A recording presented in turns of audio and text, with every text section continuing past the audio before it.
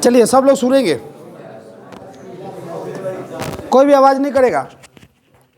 हम लोग करने चल रहे हैं अपवर्तन, प्रकाश का अपवर्तन। तो अपना हेडिंग क्या रहेगा? प्रकाश का अपवर्तन। और इसका इंग्लिश होता है refraction of light, REFRECTION, refraction of light. तो आज का हेडिंग है प्रकाश का अपवर्तन, रिफ्रैक्शन ऑफ लाइट। प्रकाश कैसे अपवर्तित होती है, इसके पहले हम लोग पढ़ चुके हैं प्रकाश का परावर्तन। परावर्तन का मतलब होता है लौट के चले जाना, और आज हम लोग करेंगे अपवर्तन, मतलब एक माध्यम से दूसरे माध्यम में जाएगी प्रकाश किरणें, तो लौट के वापस नहीं जाएगी बल्कि आगे ट्रेवल कर जाएगी। देखिए जैसे मैं एक माध्यम यहाँ बता दिया, इधर एक माध्यम रख दिया हूँ मैं कांच, और इधर रख दिया हूँ हवा, इधर पानी या कांच कोई भी रख दीजिए। तो प्रकाश किरणें एक माध्यम से दूसरे माध्यम में प्रवेश कर जाए, इधर से चलते हुए और यहाँ से लौट के वापस नहीं जाके अगले माध्यम में प्रवेश कर जाए। देख रहे हो, प्रकाश किरणें जा रही है इधर से, इस माध्यम में प्रवेश कर गई, तो इसको कहते हैं अपवर्तन। तो अपवर्तन में आप लिख सकते हैं कि प्रकाश किरणें जब एक माध्यम से दूसरे माध्यम में प्रवेश करती है, इस घटना को अपवर्तन कहते हैं। और परावर्तन का जरा कंसेप्ट समझ लीजिए, एक माध्यम से दूसरे माध्यम में जाने की कोशिश करती है लेकिन टकरा कर पुनः उसी माध्यम में लौट जाती है, तो परावर्तन। और दूसरे माध्यम में प्रवेश कर गया तो अपवर्तन। लेकिन अपवर्तन के साथ साथ ये भी ध्यान दिया जाता है कि प्रकाश किरणें जब भी चल रही है एक माध्यम से दूसरे माध्यम में, तो अगर तिरछी प्रवेश करती है प्रकाश किरणें, ये माध्यम 1 हुआ, ऊपर में माध्यम 1 दे रहा हूँ और नीचे में क्या दे रहा हूँ, माध्यम 2 दे रहा हूँ। तो एक माध्यम से दूसरे माध्यम में प्रकाश किरणें जब प्रवेश करती है तो अपने पथ से विचलित हो जाती है। विचलित मतलब मुड़ जाना या थोड़ा झुक जाना। अब किधर झुकेगी? जैसे प्रकाश किरण सपोज कीजिए इस दिशा से आ रही है इस पॉइंट पे, और इसमें जाना है, इधर जाना था जापान और पहुंच गया, या फिर इधर घूम जाएगा या फिर उधर घूम जाएगा, कहीं एक थोड़ा सा डेविएशन हो जाएगा इसमें, या तो इधर थोड़ा मुड़ जाएगा या फिर उधर मुड़ जाएगा। और इसको जिस बिंदु पर प्रकाश किरणें मुड़ती है आती है उस बिंदु को आपतन बिंदु कहते हैं। और आपतन बिंदु से इस सतह पर एक लंब डाला जाता है, उसे अभिलंब कहा जाता है। और अभिलंब से दूर मुड़ती है या फिर अभिलंब की तरफ मुड़ती है जब प्रकाश किरणें दूसरे माध्यम में प्रवेश करती है। तिरछी प्रवेश करेगी तो, सीधी प्रवेश करेगी तो कोई चेंज नहीं होगा। जैसे मान लीजिए एकदम सीधा यहाँ से प्रकाश किरण आया तो सीधा ही पास कर जाता है, लेकिन थोड़ा टेढ़ा आएगा तो झुक जाता है, या इधर झुकेगा या फिर इधर झुकेगा। अब ये कंसेप्ट सुनेंगे हम लोग विरल और सघन की। विरल माध्यम क्या होता है? तो विरल माध्यम वो होता है जिसमें अणु, पदार्थ के अणु पास पास होते हैं, उसे हम लोग सघन कहेंगे, और जब अणु दूर दूर होंगे तो उसे विरल कहेंगे। जैसे एक हवा की बात करता हूँ, हवा के अणु, और एक पानी की बात करता हूँ, पानी। हवा और पानी में किसके अणु पास पास होते हैं? तो ये केमिस्ट्री के अनुसार ठोस, द्रव, गैस।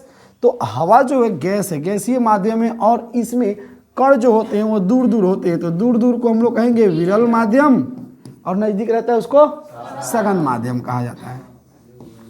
सघन यानी कि डेंस, डेंसर, रेरर और डेंसर, अंग्रेजी में इसको रेरर और इसको डेंसर कहा जाता है। तो हवा से पानी में प्रकाश किरण जाएगी, यानी कि विरल से सघन में जाएगी, तो उसकी चाल घट जाती है, आवृत्ति में कोई परिवर्तन नहीं होता है, और प्रकाश किरणें लंब की ओर मुड़ जाती है।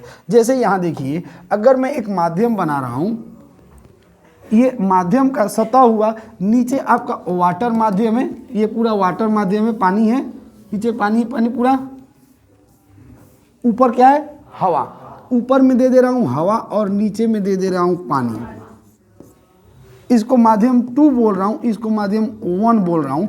तो माध्यम 1 से प्रकाश किरणें 2 में जाएगी, एक बार 2 में लेके चलता हूँ और एक बार 1 में लेके चलता हूँ, तो माध्यम 1 से प्रकाश किरण 2 में जा रही है। देखिए माध्यम 1 यही है ना, तो प्रकाश किरणों को माध्यम 1 से लेके आइए और 2 में लेके जाना है, तो 2 में कैसे गुजरेगा? रुकिए दूसरा कलर कर देता हूँ।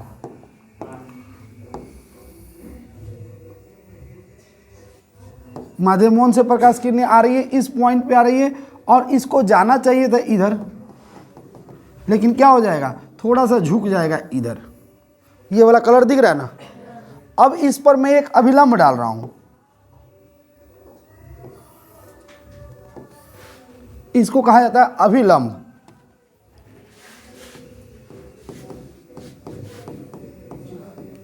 अभिलंब इस सतह को, जो सतह प्रकाश किरणों को अपवर्तित करता है, उस सतह को अपवर्तक सतह, अपवर्तक सतह कहा जाता है।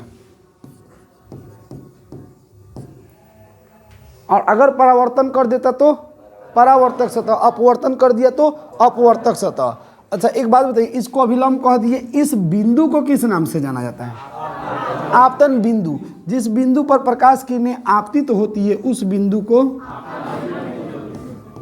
आपतन बिंदु के नाम से जाना जाता है। आपतन बिंदु किसे कहते हैं? तो जिस बिंदु पर प्रकाश किरणें आपतित होती है उसे आपतन बिंदु के नाम से जाना जाता है। और आपतन बिंदु से किस पर लंब खींचा गया, इसका नाम क्या है? अपवर्तक सतह पर खींचे गए लंब को अभिलंब, नॉर्मल एन कहते हैं। और ये किरणें जो सोर्स से, स्रोत से, ये मान लीजिए कोई स्रोत हो गया, स्रोत सनलाइट हुआ या फिर टॉर्च हुआ या बल्ब हुआ, कोई भी स्रोत को सोर्स को स्रोत कहा जाता है। और ये किरणें आ रही है तो इसका नाम हो जाएगा आपतित किरण, आपतित किरण। और यहाँ से आगे चली गई, आगे चली गई, अपवर्तन हो गया तो इसको कहेंगे अपवर्तित किरण, अपवर्तित किरण, आपतित किरण और अपवर्तित किरण। अब देखिए एक कोण की बात करता हूं, आपतित किरण और अभिलंब के बीच के कोण को आपतन कोण आई, इसको आपतन कोण कहा जाता है, इंसिडेंस एंगल। अपवर्तित किरण और अभिलंब के बीच के कोण को अपवर्तन कोण, इसको आर कहा जाता है। आर क्या है यहां पर लिख दे रहा हूं, अपवर्तन कोण। ओके, अब बताइए इन दोनों कोण की कंपैरिजन किया जाएगा, तुलना किया जाएगा, तो आई में और आर में कौन बड़ा है? आई बड़ा है और आर छोटा है। यानी कि जब हवा से पानी में जा रहा है, मतलब कि विरल से सघन में जा रहा है, एक ऑब्जेक्टिव बन सकता है आप लोगों का, जब प्रकाश किरणें विरल माध्यम से सघन माध्यम में जाती है तो आई बड़ा होता है कि आर बड़ा होता है? आई बड़ा होता है। शायद बोर्ड एग्जाम में क्वेश्चन पूछा था कि जब विरल माध्यम से सघन माध्यम में प्रकाश किरणें प्रवेश करती है, उल्टा दिया था, सघन से विरल में प्रवेश करती है तो क्या होगा? आई बराबर आर, आई छोटा आर, आई बड़ा आर। इसमें तीनों में कौन सा ऑप्शन सही होगा? सघन से विरल में जा रही है, उल्टा, इसका उल्टा, तो आर बड़ा होगा ना, आर बड़ा होगा। कहाँ गए? ये वाला आर बड़ा है, ये ना ऑप्शन सही होगा। तो कौन बड़ा होता है कौन छोटा होता है इस पे हम लोग चर्चा कर लेंगे चित्र देख करके। बिना चित्र का कोई भी ये डायग्राम बनाइएगा ना तो क्लियर हो जाएगा कि कौन सा अपना आई है, कौन सा आर है, कब बड़ा होगा कब छोटा होगा। तो ये था आपका प्रकाश के अपवर्तन का किरण आरेख। अब इस चीज़ को हम लोग लिखेंगे कैसे? तो सबसे पहले प्रकाश का अपवर्तन का एक बार और डिफिनीशन सुनिएगा। जब प्रकाश किरण एक माध्यम से दूसरे माध्यम में प्रवेश करती है तो उसके मार्ग में विचलन हो जाता है। देखिए एक माध्यम से दूसरे माध्यम में प्रवेश करिए तो जाना था इधर, यही ना इसका रास्ता था, ये रास्ता पे जाना था, लेकिन विचलन हो गया और विचलन होकर अपने पथ से भटक गया, थोड़ा इधर आ गया है। उधर भी जा सकता था, माध्यम पे डिपेंड करता है किधर जाएगा। अगर माध्यम सघन हुआ, नीचे वाला जिसमें जा रहा है वो सघन, तो लंब की ओर, और विरल हुआ इधर तो लंब से दूर, उधर भगा देते। तो प्रकाश किरण आपतित हो रही है और इस बिंदु पर आपतन बिंदु, और ये अपवर्तित हो रही है। तो जब प्रकाश किरण एक माध्यम से दूसरे माध्यम में प्रवेश कर जाती है तो अपने पथ से विचलित हो जाती है। इस घटना को प्रकाश का अपवर्तन कहते हैं। और प्रकाश के अपवर्तन का ये चित्र रहा। इसका दो नियम होता है। कौन कौन सा नियम होता है? आपतित किरण, अपवर्तित किरण और आपतन बिंदु पर डाला गया लंब, तीनों एक ही तल में होता है, एक ही प्लेन पर। ये तीनों को बनाइएगा तो एक ही प्लेन पे होगा। इधर से आपतित होगा, अगर ये प्लेन की बात करें, इधर से आपतित होगा तो इधर ही अपवर्तित होगा, इसी दिशा में अपवर्तित होगा। इधर से आपतित होगा तो इधर अपवर्तित नहीं होगा, इसी दिशा में, इस दिशा में जा रहा है तो इसी प्लेन पर बनेगा। ये प्लेन मान लीजिए, बोर्ड मेरा प्लेन है, यहाँ से किरणों को भेजा जाएगा तो इसी पर आपतित होगा, बाकी कहीं आपतित नहीं होगा। अगर इधर से भेज रहा हूँ प्रकाश किरणों को तो उधर प्रवेश करें, मतलब इधर से जा रहा है तो यहाँ से झुक जाएगा, मतलब ये भी एक प्लेन पे हुआ, एक ही तल में होता है। आपतित किरण, अपवर्तित किरण और आपतन बिंदु पर डाला गया अभिलंब तीनों एक ही तल में होता है। परावर्तन का भी ये नियम, अपवर्तन का भी ये नियम सेम है, बस अंतर इतना हुआ यहाँ अपवर्तित किरण आ जाएगा। दूसरा नियम क्या था परावर्तन का? आपतन कोण और परावर्तन बराबर होता है, आई और आर उसमें का बराबर होता था। इसमें आई और आर बराबर दिख रहा है?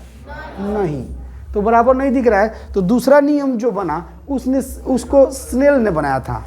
स्नेल, उसको स्नेल का नियम भी कहा जाता है, स्नेल का नियम कहा जाता है। स्नेल क्या बोले थे कि अगर आपतन कोण की जया मतलब साइन थीटा, आपतन कोण में साइन लगा दीजिए। आपतन कोण क्या है? आई में साइन लगाइए, साइन आई, और अपवर्तन कोण की जया साइन आर का अनुपात, साइन आर का अनुपात एक स्थिरांक या एक नियतांक होता है, एक अचर होता है, जिसको हम लोग किस अक्षर से सूचित करते हैं? म्यू से सूचित करते हैं। म्यू बराबर साइन आई बटा साइन आर। और म्यू क्या है? आगे चलेंगे हम लोग, अगला टॉपिक शुरू होगा, तो म्यू अपवर्तनांक होता है। किसी भी माध्यम का अपवर्तनांक है, और अलग अलग माध्यम का अपवर्तनांक अलग अलग होता है। अपवर्तनांक क्या होता है? तो प्रकाश किरणों को मोड़ने की क्षमता को अपवर्तनांक कहते हैं, या फिर उसी को हम लोग लेंस की क्षमता बाद में कहेंगे। पहले अपवर्तनांक को दो तरह से डिफाइन करेंगे। किसी माध्यम में प्रकाश की चाल और हवा में प्रकाश की चाल, पहले हवा की बात करेंगे, पहले हवा में प्रकाश की चाल और माध्यम में प्रकाश की चाल, बाद में माध्यम में प्रकाश की चाल, यानी बट्टा में रहेगा, के अनुपात को अपवर्तनांक कहते हैं। और वही डिफिनीशन दे रहा है साइन आई बटा साइन आर बराबर म्यू स्नेल का नियम। तो चलिए इसको हम लोग कर लेते हैं। पहले हेडिंग लिखिए प्रकाश का अपवर्तन।